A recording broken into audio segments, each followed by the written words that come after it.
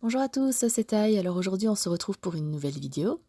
On va créer ensemble une page de scrap de A à Z. Alors pour commencer on va coloriser le fond de la page. J'ai décidé d'utiliser la Distress Ink Salty Ocean qui est un joli bleu. Je l'ai appliqué sur un petit morceau de plastique avec un peu d'eau et j'ai étalé le tout donc sur ma feuille de papier. Je prends bien le temps évidemment de sécher avec mon heat gun. Et maintenant, je vais appliquer mes Distress Oxide en les utilisant avec un pochoir. Alors ce petit pochoir couronne, je l'ai trouvé chez Action, il est vraiment très très mignon. Et le pinceau que je tiens dans ma main droite est en fait un pinceau à maquillage avec deux embouts en mousse.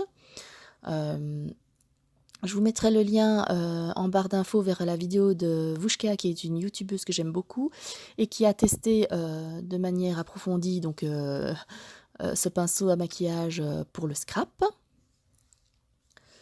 Donc ensuite, j'utilise de l'encre Versafine grise ainsi que ce joli tampon bois de chez Florilège Design. C'est un tampon texte et donc je l'applique pour un peu donner plus de motifs et de texture à mon fond de page.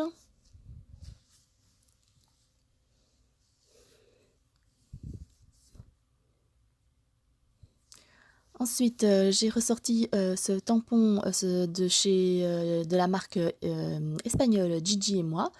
C'est un tampon que j'ai beaucoup utilisé et que j'aime beaucoup. C'est la petite poupée, donc ici que vous pouvez voir, que j'ai tamponné avec de mon encre Versafine noire et que je vais détourer afin de créer un die cut.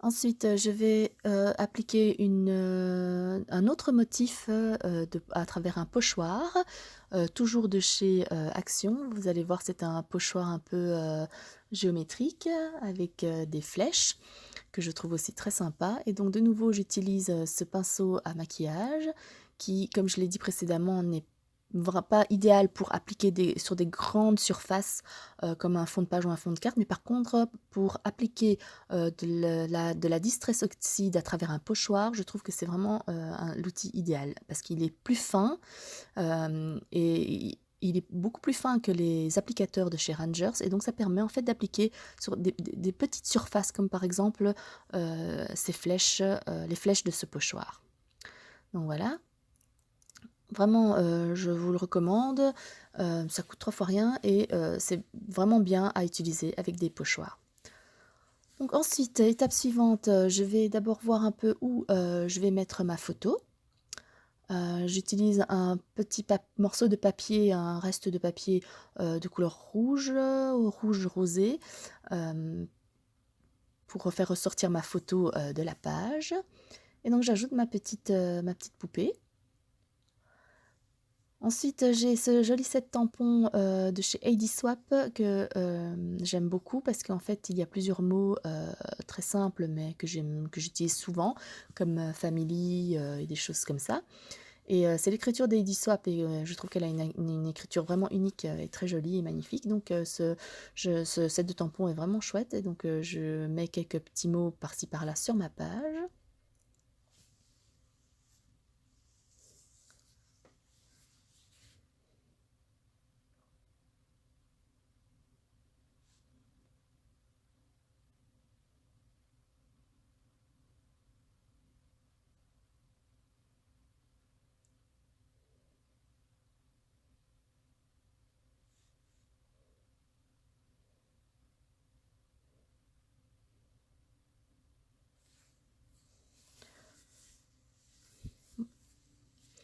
Alors, une fois que j'ai fini mon tamponnage, je vais passer aux découpes. Donc, j'ai cette très jolie découpe de chez Do It Yourself et compagnie. C'est un de mes dies préférés.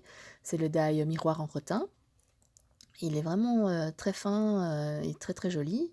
Donc, j'utilise de la colle liquide pour le coller à ma page, pour la coller à ma page. Je vais également rajouter une autre petite découpe de chez Florilège Design. Mais bon, avant tout, je vais rajouter des petites phrases. En fait, ce sont des autocollants de Maggie Holmes, des petits autocollants avec des petites phrases sympas dessus en anglais. Je fonctionne toujours, souvent par 3, donc je rajoute 3 petits autocollants. Et donc je termine, comme je vous l'ai dit, par cette petite découpe de Florilège Design, d'une collection de l'année dernière, je crois.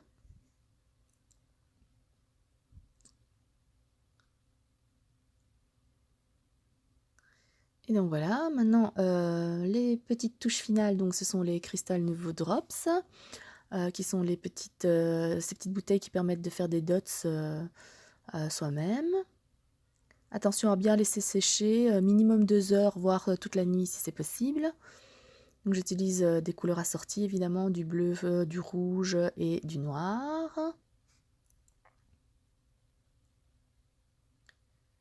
Et pour terminer, quelques petits puffy stickers.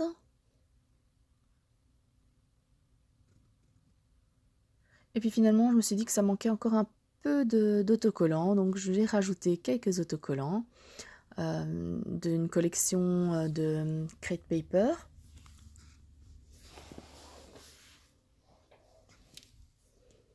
Une ancienne collection de l'année dernière aussi, je crois. Et ce sera tout, ce sera la touche finale de ma page. J'espère qu'elle vous aura plu, que vous aurez appris des choses. Et je vous dis à très bientôt pour une nouvelle vidéo. Bisous!